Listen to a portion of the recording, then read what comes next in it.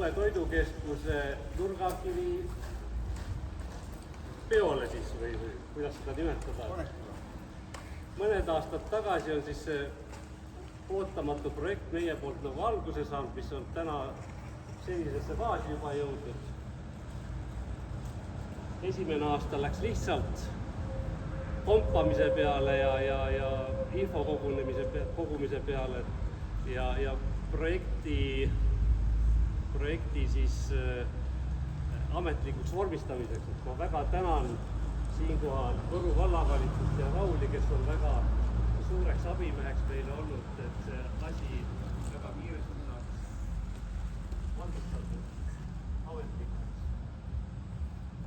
Tegime ehituse jaoks hinnapäringut, kus osales 8 ehitusfirmat pakkumisel. Meie siiras soov oli, et selle hanke võidaks kohalik ettevõte ja nii see ka on läinud, et mul on tõsiselt hea meel, aga mõned otsisid meid ise üles, et pakkumist teha.